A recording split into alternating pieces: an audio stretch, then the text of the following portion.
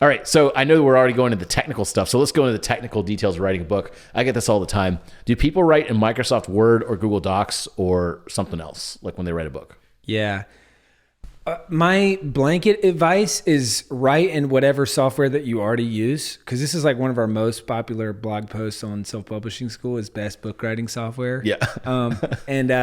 And really the answer, I mean, we have like this whole quiz that people can take and all that stuff to figure out which one it is. And really the answer is which one are you already using? And you can get the fastest words on the page. So that's what I recommend for people. And, for me, it's Google Docs, and I think that's the best. We've got, it's pretty slick. We can link it up in the show notes, but it's like this book outline template.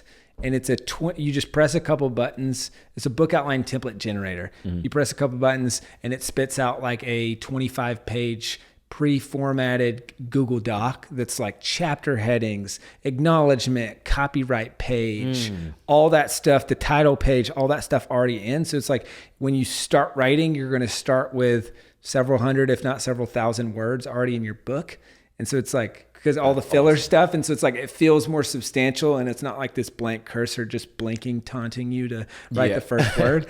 So I love Google Docs, and I also love the collaboration piece with editors and stuff like that, because I can chase an editor through a doc versus waiting 2 weeks to get it back, and then I got to review everything and then send it back and all. Have like highlighted in red. Yeah, and you're dealing with different versions. It's like, oh shoot, I opened up the wrong version. This was all old. This isn't the newest stuff. So I like Google Docs. I think it's the best. But what I would say before then is we kind of have a 3-step writing process that we teach, which is, and step 1 is the mind map. And I think so many people skip this step. So I'll actually just do a brain dump of all the ideas around the topic for the book.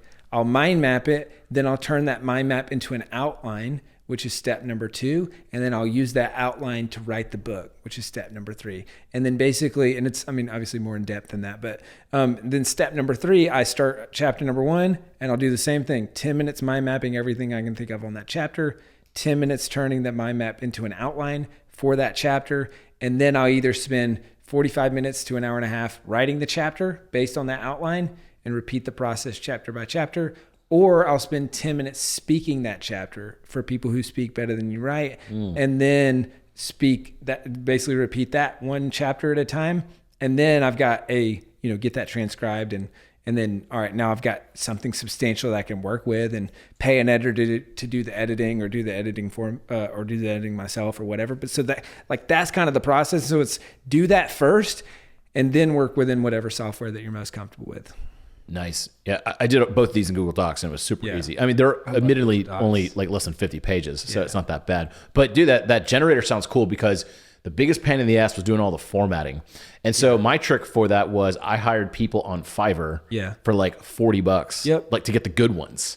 They'll format the whole book for an EPUB file or whatever, like Amazon requires it. And like it's kind of a pain in the ass to do it. It's really hard because what happens is you put it in like a certain size, whatever. These are 6x9 books. So it's like put it in a certain size. So I did it, but then it changes all the formatting. And so then like there's like a random picture on a page by itself. And then like this one, like this word gets cut off. It's so weird. So don't do it yourself. Yeah, that was a smart move. Yeah, exactly. People are always like, because there is ways that you can do it yourself. I'm just like, pay. It's like 40, maybe $100, depending on how long your book is. Well, I had charts and tables and images, and it was horrible. It was just like it's a table would get cut off and go to the next page. It was garbage. And then I paid some guy in Estonia $40, and he totally did it.